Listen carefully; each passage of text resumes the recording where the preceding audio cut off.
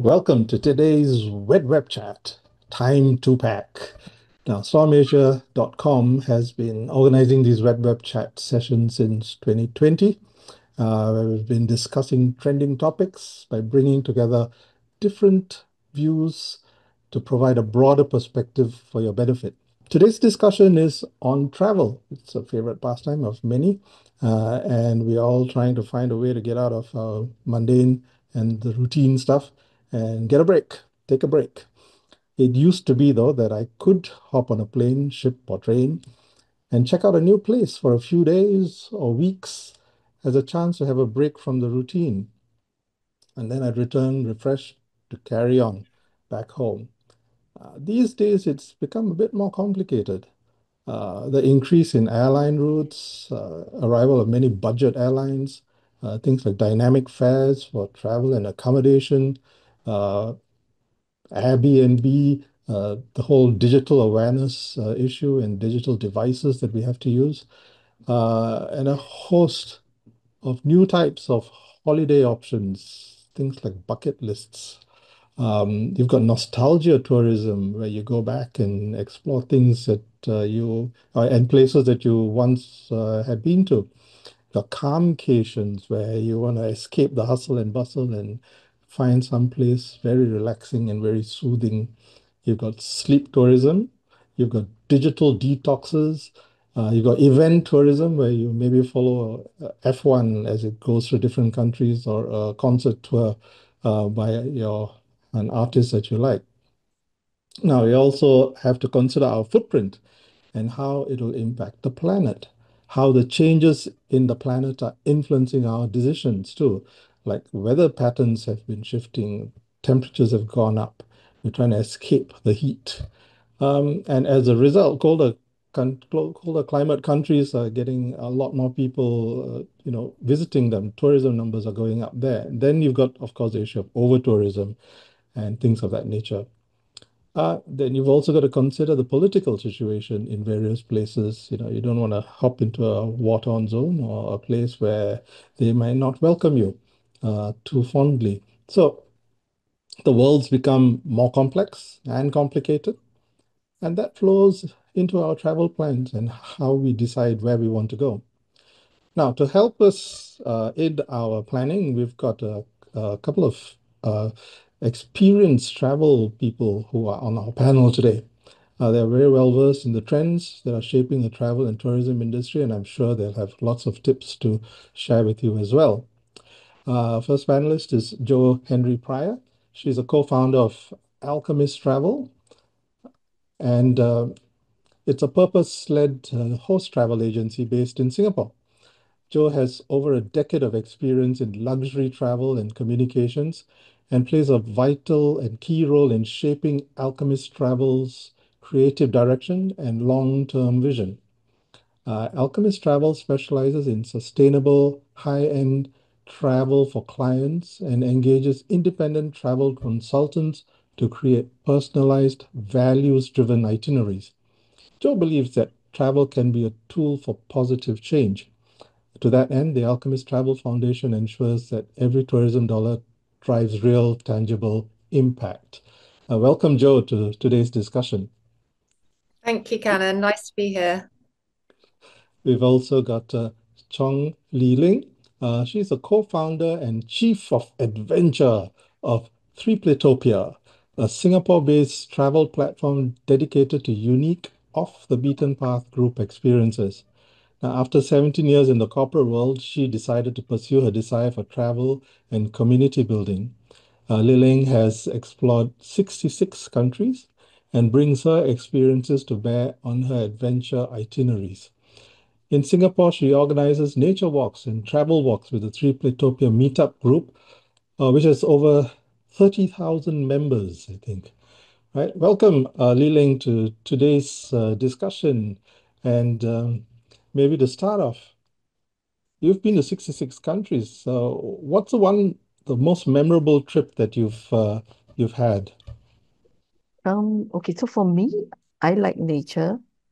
Um, so I would say it's Kyrgyzstan. So that Oh, place I would compare to Switzerland. Um, and yet it does not have the the build up of the villages. So I like it with that it's really very basic, and I can see the cows and even wild horses running around. So yeah, so for me, it will be Kyrgyzstan that I okay. really love. Yeah. All right. How about you, Joe? What's been the most memorable trip that you've had? It's such a hard question, and I think every time I get asked this question, I think of another answer. But one thing that I always think, something I've done recently, which is on top of the bucket of my bucket list for years, was did a liverboard boat around Raja Ampat with my family, and it was just one of the most spectacular weeks of my life. And just in terms of the experience, what we saw, the complete quietness of the trip. We didn't have Wi-Fi. We didn't see a few days we didn't see other people. The wildlife was spectacular, and just every day you just don't know what's going to happen. There's nothing planned, and then suddenly you see sharks. Suddenly you come across a school of manta rays, on a cleaning station or some, and it just every day brought new excitement and surprises with it. We were with my 5-year-old son, who still talks about it today. Just, the education, the just being back to nature, the experience, like just everything about it, every single day was mind blowing. I love, obviously, very, very passionate about travel, but I've not good at sitting still. So I'm not a sunbather. So, this kind of holiday for me is just spectacular because it's just full of adventure, hiking, swimming, scuba diving, snorkeling, just nonstop every day. So yeah, it just ticked so many boxes. So, where was this again? In Raja Ampat, Japan. so And West Papua New Guinea. and how long was this trip for? We went for 8 days. Okay. So yeah. And these sort of trips, I suppose they are popping up more and more. This wouldn't have been on most people's radars, say even 10, 20 years ago. No, Am I correct in assuming that? I definitely think, and it's something that will come onto trends later. I definitely think it is picking up a huge amount.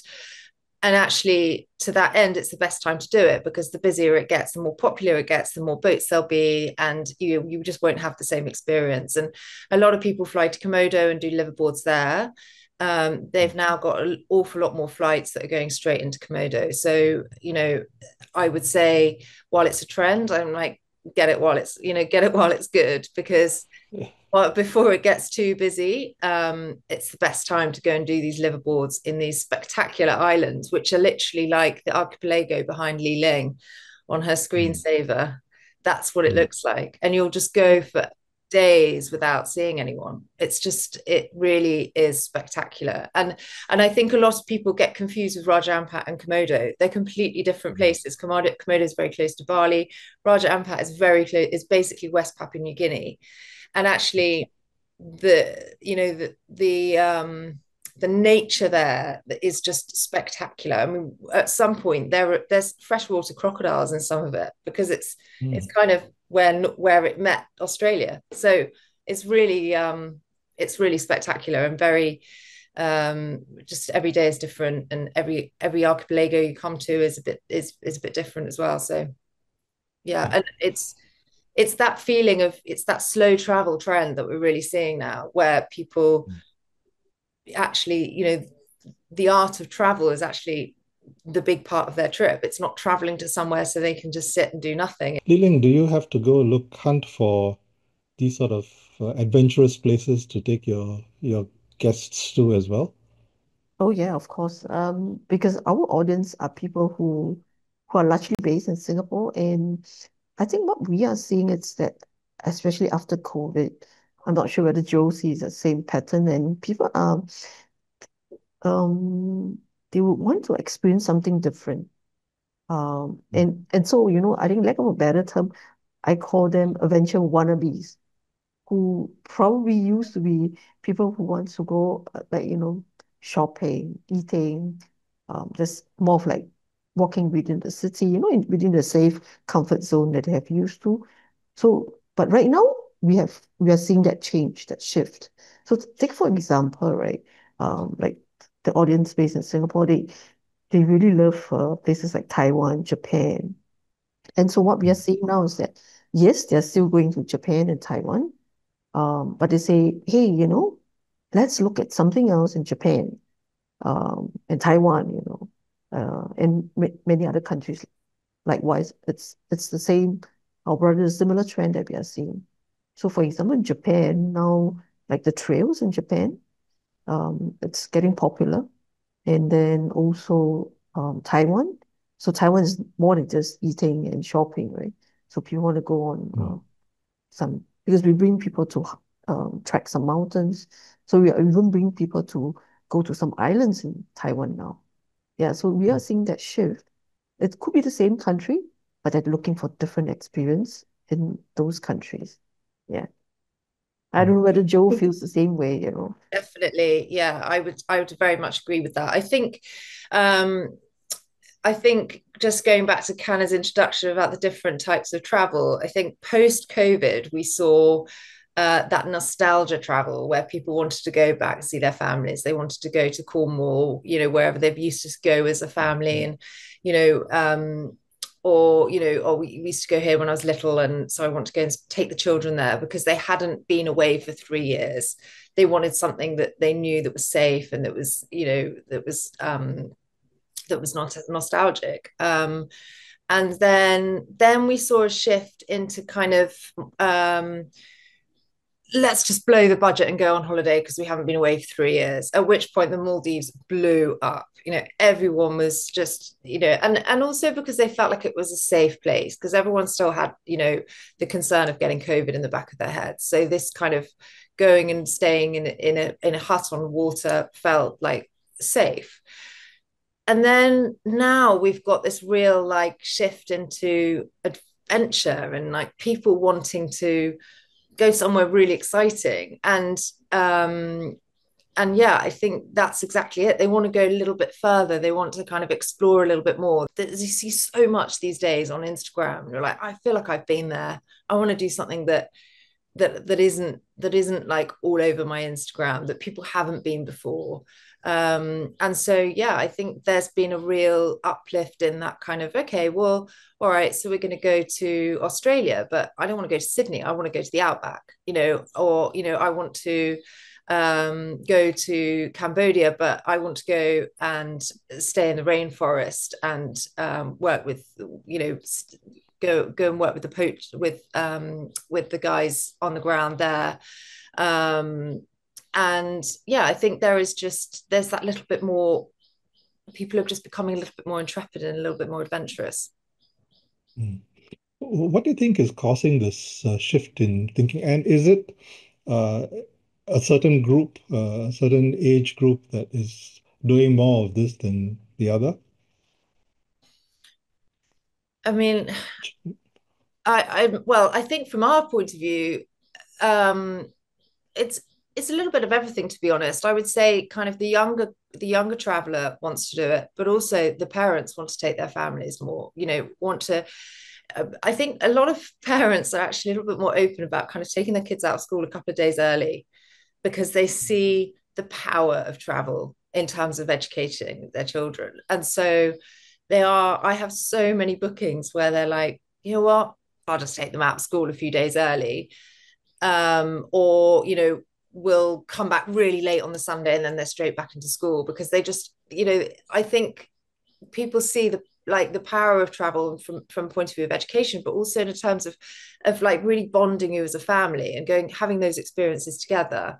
I think it has a really kind of profound effect on people, and is such a lovely experience for families. So I think the trend is very much through a lot of different age groups, and yeah, different kind of travelers. I don't know if you'd agree, Mm. Leland.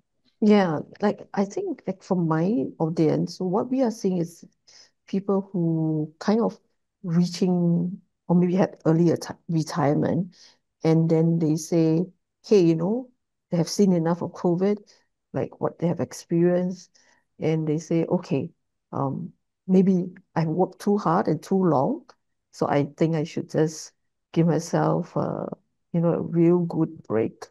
Yeah. Yeah, I So think they're prioritizing it more. I yeah, agree. you agree, right? Yeah. Yeah.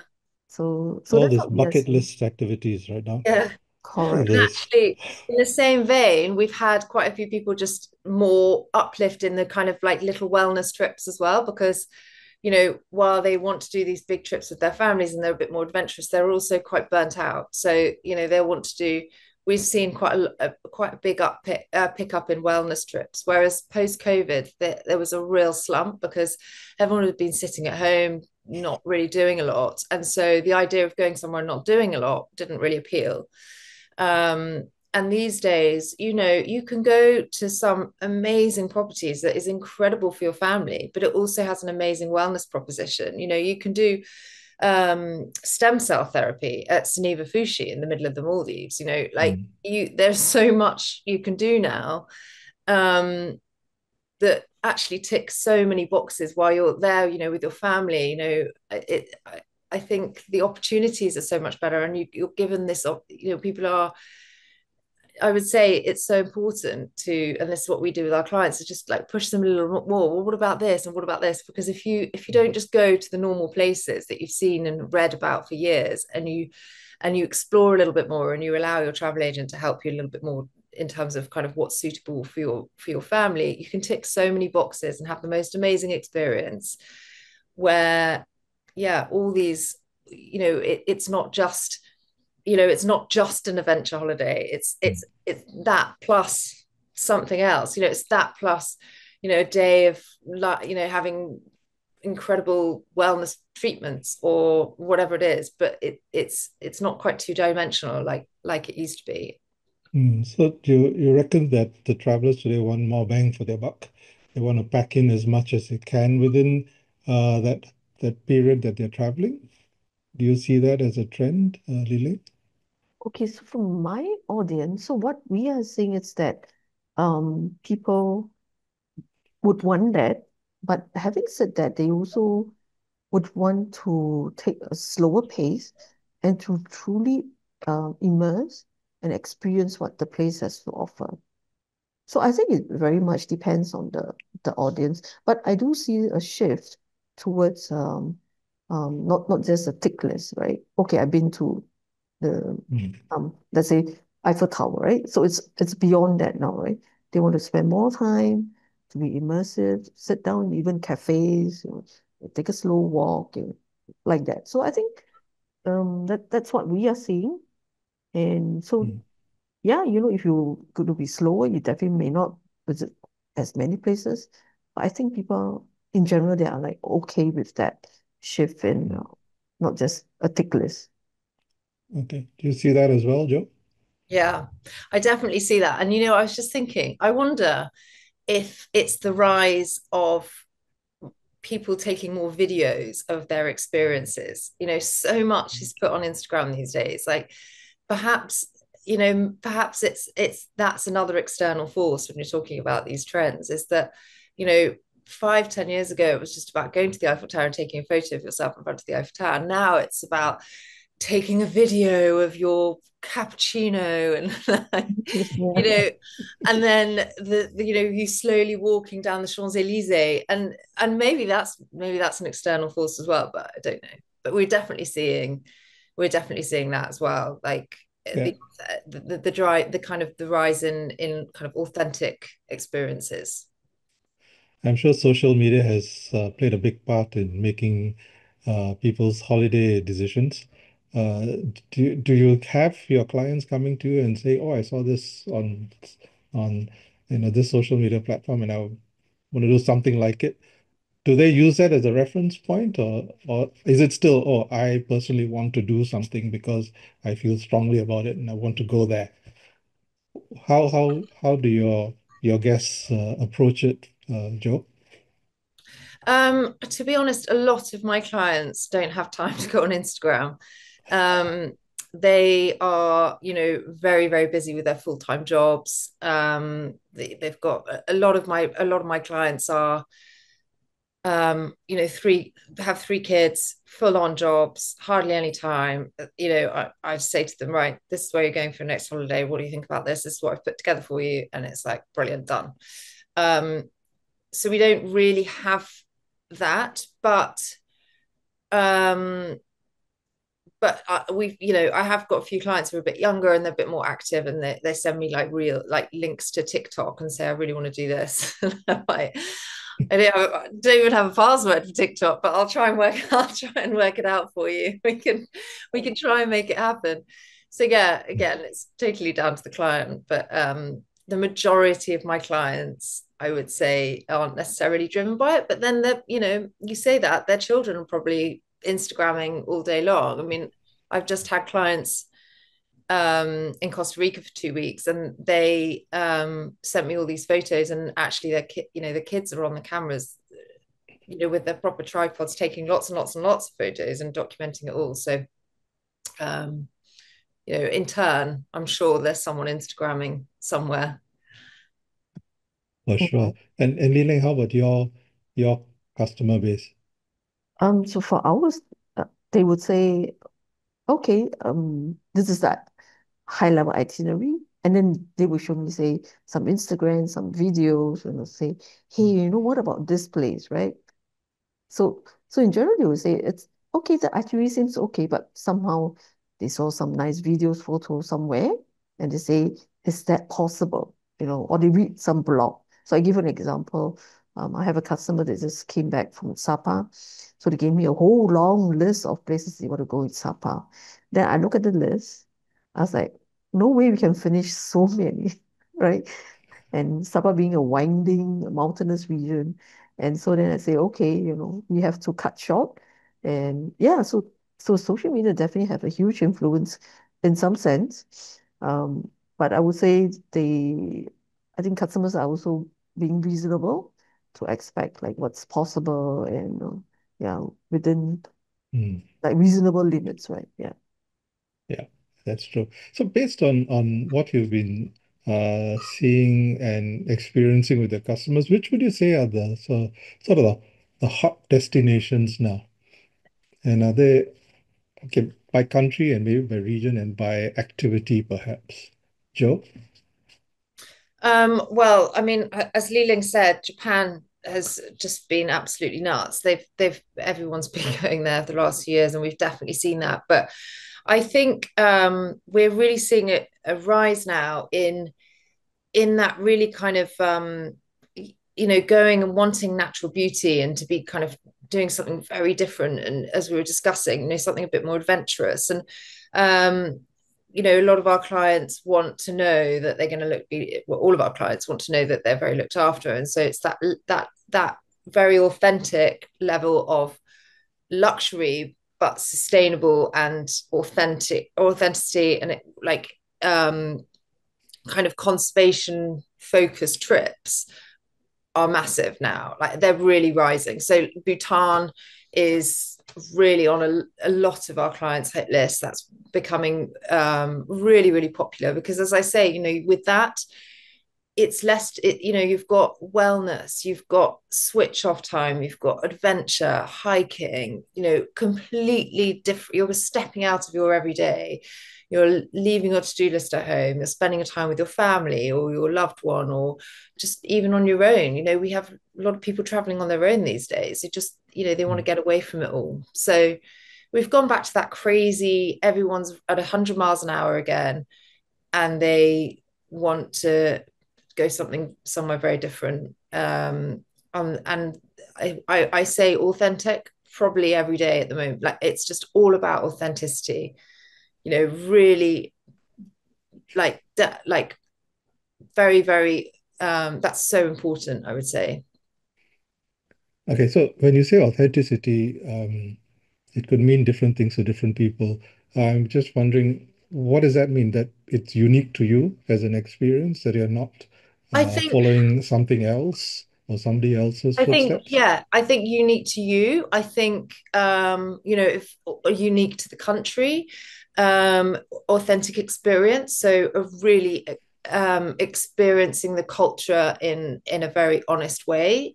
So this is, comes back to a lot of what we do in terms of sustainability is making sure that we only work with suppliers who are authentic. So, it's understanding the culture and meeting people, and there's nothing put on, there's nothing contrived. So that's a really big part of what we do. And choosing the right properties that adhere to this. But yeah, I would say Bhutan is very much on our kind of trend list at the moment. It's one to watch. I would say, in terms of adventure as well, New Zealand's coming back in quite a big, that it went off the boil for a long time, and now it's people really want to go back there and really experience it. And again, it's about seeing all the different aspects of it, but being completely at one with nature and enjoying everything that has to offer, that it has to offer. And yeah, and I think what else? Yeah, the slow travel is a big one. So going and spending time on a liverboard. Train travel is really big now. It's becoming much more popular. It's People are enjoying the actual act of traveling, getting from A to B, by going on a Belmont Orient Express, or taking a boat through along the Mekong. So there's that element of slow travel as well. It's authentic. It's not Mm. contrived in any way. It's very much, enjoying the local communities, meeting the local communities, getting into the nitty gritty of who people are there and what real life is like in destinations that they're visiting. So So the journey and the destination as well, right? yeah, Yeah. Yep. Okay. definitely. Ling, how about you? What are the hot spots that you're seeing, the hot destinations? For mine would be Japan, Taiwan, and I'm also seeing China. Like China, it's getting popular. So not the cities, obviously. So, for example, a certain part of like Yunnan, it's on the region. So somehow, people just like um that part of China now, and also the other part of China that people really that's in a hot spot seems to be Xinjiang as well. Yeah, Mm. so there's something about like all these places, a bit remote, with lots more culture, nature, and history, and people are open to visiting that. Like, if you talk to people about visiting China, they'll be like 10 years or even 15 years old, they'll say, nah, the toilet is dirty. But now people's like, no, they're saying, it's okay, I can go to all these places. And yeah, they're very open to all that. Mm. Okay. How about city travel? Is that something that's sort of dropped off in interest? I would say possibly a little bit. I think definitely in Asia, but I would say Europe cities are still, very much of interest. Going in places like Florence and Rome and Paris, people still really want to go there. I mean, that I think for the first time, or whether it's due to nostalgia, I don't know. But I think that's just always that's European cities that tend to be kind of have pretty consistent demand with us. It's almost a bit like nostalgic, isn't it? Because a Yeah, lot of the cities don't change much in yeah, terms of architecture and things of that nature. yeah, exactly. Yeah. Yeah. But I guess also a part of those who travel into the more remote areas, they could also be trying to get more unique footage, for instance, for themselves. for their Instagram posts or whatever. Because if you skip cities, yeah, it's going to be a lot of the same sort of stuff seen all Yeah, over that's true. the place. So whereas out there, you get to do your own thing and and have your own imprint, sort of. Yeah, maybe that's what's driving that trend as well. Would be. Yeah. So when somebody wants to plan for a holiday, what what should they bear in mind when they are doing that? Uh, I know you take a lot of the decision making away from them, the nitty-gritty stuff, and you organize it. But in a big picture perspective, what should they bear in mind when they want to travel to a destination? Joe, Um, well, obviously they need to speak to Ling or myself step to one. help them plan their trip. Um, I think, what we spend an awful lot of time really digging deep into how we can kind of push people out of their comfort zone a little bit, or suggesting places they've never been before or do have done before. So I think we would say kind of don't always do what's easy. Don't always just see something and go, let's do that. I think you can keep thinking, well, while we're there, why don't we do this? How do we maximize our time? And there's little tricks like, you have a list of kind of where you want to go. You can work out, in terms of even flights, what time is your flight coming in? If you get an earlier flight, you could spend that morning before you check in at the hotel doing that site. And then, I think it's just all a bit of a jigsaw. I think this is what I spend pretty much every day doing, planning people's trips is like a jigsaw puzzle, how we can maximize their time. And when I say maximize their time, I don't mean like, we're doing that hike, we're doing that hike. I mean, that includes like downtime and, enjoyment and having time when you just have free time. But essentially, it's about planning it in the way that you are making the most of absolutely everything. And, and Liling, I'm sure, knows this, like, as a traveler, when we do this, there are little tricks that we always have to do, or think about when we're doing it. So, how if you get there and it's like, well, let's do a hike that morning because you've just got off a plane, you'll need to stretch your legs. It's a really lovely way to see where you are, see your environment, see what there is available for you to do for the next few days. So it kind of opens your eyes to where you are, and then you can go and do something else that's a bit more, a bit more chilled in the afternoon. Then there's kind of things like, we'll always try and make sure that the hotels get better along the trip rather than they stay at the best one and then kind of the worst ones after that. So it's just really about managing your time in the best way to maximize your time and maximize your experience. And we always say that we're a bit like a managers for time. So we're maximizing our clients' time in the same way that a wealth manager would be maximizing their return on investment from their money. And that's what a lot of our clients are looking to do because their time is incredibly precious to them. They're limited on their holiday time. So yeah, I think don't always do what's easy and really think about what you want to get out of the holiday and what options are there for you, what options are available for you, and just push yourself out of your comfort zone a little bit. Yeah, Lily?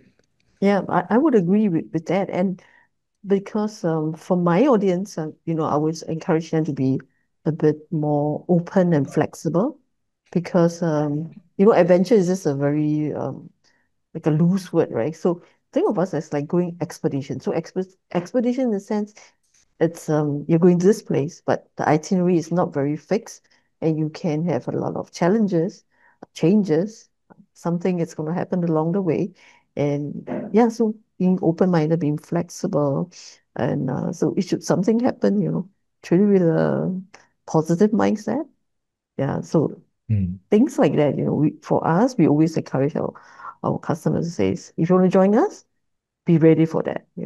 So if you are the kind who says, okay, you tell me 8 a.m. and I'm still here and I'm still stuck, you know, or then, it's better off that you probably don't join us because that we want to set off 8 a.m., but maybe something else has happened, or we're Yeah. Mm. parked somewhere, because of some, I don't know, maybe some strike, or there's Mm. some accident because it's just a one-way road, right? Yeah. Yeah. So do external things, or rather things that take place in other countries, impact the holiday decision making? For instance, Ukraine now, well, it's probably not a spot that people want to visit, given what's going on there, or even the recent changes in the US in terms of all not just the tariffs, but restriction of immigration and things of that nature. Do those sort of things affect how people make the decision when it comes to choosing a holiday destination? Yeah, I think definitely. And my co-founder Lauren Rapps has a lot of clients in the US. So obviously they're seeing what's happening on a daily basis. It's very much in front of their face of with daily updates. And I think it's definitely slowing people down a little bit in terms of the tariffs. But I think it's also encouraging people to do things people are starting to kind of book trips much more last minute because there is a bit more uncertainty. So people are kind of a little bit more last minute about these things, and just to make sure that everything's okay. But Mm. they're still traveling. It's just taking them a little bit longer to kind of just sign on the dotted line, I think. Mm. And for you, Lily? I would say, um, yes, in some way, I think I shared the similar observation like Joe. So because of tariffs and the war that's happening now, so people are very cautious, and and my observation is that they are also very careful with their spending as well. Having said that, like I mean, earlier we said that people are spending, right? But I think because of all that global factors is happening now, Mm. yeah, people are more cautious about spending. Yeah, I would agree with that as well. I think people want money, value for money. So they there's that kind of element of justifying saying the price essentially. Mm. But yeah. Do things like group travel and travel of that nature in large groups, is that still popular? Is that on the rise? Is that on the decline? And people are opting for more personalized itineraries and smaller travel groups. Do you see a shift in that sort of pattern in any way, Liling? Okay, so from my company, right? So we do lots of experiential group travel, and yeah, I would say people like smaller groups now. They definitely appreciate that, so they are looking for that. So in fact, for myself, the people that we have that comes to us, they they somehow don't have friends or family that share the similar travel interests like that. That means the way they travel Mm. together. And so they have a problem. So that's why they came to us, right? Yeah, and one of the first few questions they will ask is, "Oh, so how big is your group size?" Yeah. So that to me it sounds like, the reason they're asking, they should be very concerned, right? So that I would say, but you can like because they came alone, they also don't want to be too small because they want to probably meet like-minded friends. Yeah. So I would say yes, a small group size of under maybe 15, 16, that's kind of appreciated by my audience. Mm. Okay. Yeah, so And Joe, we do you do much of that? Yeah. I think obviously Li Ling does a lot of group stuff. We don't do so much groups. A lot of our clients are individuals and families. Um, but saying that, we do have groups of families who want to go on holiday together, and we've definitely seen that. I think actually that's there's been a rise in that, but I think there is that they all want to go together and they want to be a bit more adventurous together. And I think maybe there's like that safety in numbers thing. I don't know. But I think, definitely I'm just thinking about the trips that I've got this year. And actually, quite a lot of them are 2 or 3 families. So I think, yeah, that, it's still family. it's not, it's still families traveling together, and it's still very bespoke and tailor-made trips. But yeah, I think there is definitely an increase in that. Which are the destinations you feel that are still not not on the radar as much as it should be or could be? We had a meeting a few weeks ago with somebody in from Myanmar, and we sat there and talked about for about 2 hours about what an incredible country it is, and why, everything that's going on there at the moment is just has had such a huge impact on their travel. So the guy we were speaking to said that their top guide did one trip last year, one trip, an entire year. Everyone's had to retrain, everyone's had to go find new jobs. It's devastating. And we left this lunch and we were like, right, let's go. We're going to do some marketing around it. Like, he'd just come back. He said it was absolutely, didn't feel scared one moment, felt very, very safe. We're like, surely we can help, push it a little bit more. And then the very next day, they had this devastating earthquake.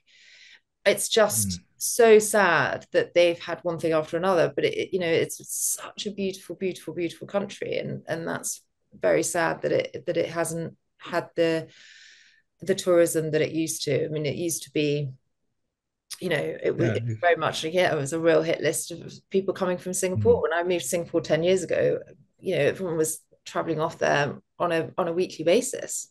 I personally feel like, for example, the Stans region, like the one I said I like Kyrgyzstan, Kazakhstan, Uzbekistan, I think that it's such a beautiful place. And it's, yeah, I don't understand, like, why is it that yeah, you tell people that, they'll be like, huh? They give you, yeah, they just listen to you, then they'll be like, the huh means like, they probably have lots of consideration and thinking, is it safe? And blah, blah, blah, I that that's what I feel. But it's such a beautiful place that deserves, like, give it a chance and give it a go. They will not regret. Yeah. Yeah, the beautiful countryside and all the culture, and the cities are beautiful, the colors. Exactly. Yeah, Yes. yeah. Okay. So as we wind up this session, let me ask you, how do you approach your own holidays? Uh, what are the three things you bear in mind when you come to deciding a holiday for yourself, Joe? I think generally, my personal situation, I have got two children.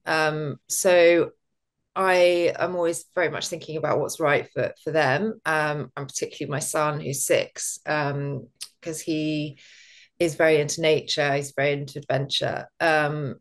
So I think obviously that's a huge priority for me, but I'm always thinking about doing something that is not the normal, going somewhere that is that I also don't know a lot about. So it's a surprise from day one, and it's an adventure, and it's exciting, and it's also just something a bit different. That's what I love, is going to places. Recently we were going to go to Sydney, and as I said earlier, we decided actually then to completely change it and go to the outback, and we flew to Cairns, and it wasn't really kind of the center of the outback, but it's very much in the middle of nowhere. An hour helicopter in from Cairns to Mount Mulligan, which was one of the most beautiful places I've ever been, and it is 175,000 hectares of a cattle ranch. So there's no one, and the nearest town has a population of 1, who we actually met, who was this amazing woman that was 86, and she's been there since she was born, and she has the most amazing stories of the old coal mine and the old gold mine. And it was just the most incredible experience, because it's completely nothing we'd done before. Every day was so exciting, so adventurous, so educational for my son. And yeah, I always push us to do something a bit different. I've been to 66 countries, and I'm like down to, I think my bucket list is down to like, maybe three fingers, like three or four or five. And so it's really hard for me to decide now. What's on your bucket list, Ling? Yeah, what's left? What's What's left? the last one, right? I ever wanted to go. It's always Karakoram Highway, the one that Oh, goes oh, right through, and it ends up Pakistan, Islamabad, right? So that's the only yeah. last one. Oh, And yeah, but having said that, then recently, like Iraq came out. Iraq, we could apply for e-visa to go into Iraq Mm. now. So places like Iraq, I think I really want to go. And Afghanistan, that's just Okay. personal, right? Yeah. And even there's this island that belongs to Yemen. It's called Socotra Island. So yeah, places like that, So because I've been to like 66 countries, right? And almost all the continents except for Antarctica. So the other one will be Antarctica left for me to visit. Like I just came back from Central America. And, this Mm. El Salvador, Honduras, Guatemala, that kind of countries, Nicaragua. So, I've been to that part of the region as well. So yeah. So these are the Well, last few that I'm going to uh, go. Yeah. cool. Well, let me tell you, Ling, Antarctica is worth going to. It's beautiful. I was fortunate to get there before it became a hot spot and is now warmer and stuff. But it's fabulous. The nature there is stunning. Um, Mm. so you should try and make your way there. But but thanks, Joe and Ling, for fresh insights, because I think when you travel on your own or with your group, you tend to think of certain things and go along a certain direction. But talking to the both of you opens the mind to new opportunities, new vistas to explore new ways of doing things. And I think that's still the magic of travel, isn't it? To open your definitely. mind and yourselves to adventure, to new ways of doing things, new cultures. We may see a lot of it on TV, on your small screen, on your social media posts, but you can't smell what's happening there via those feeds, and you can't feel it so well, right? So always keep it open and keep traveling. The world's wonderful. Just go out there and explore it.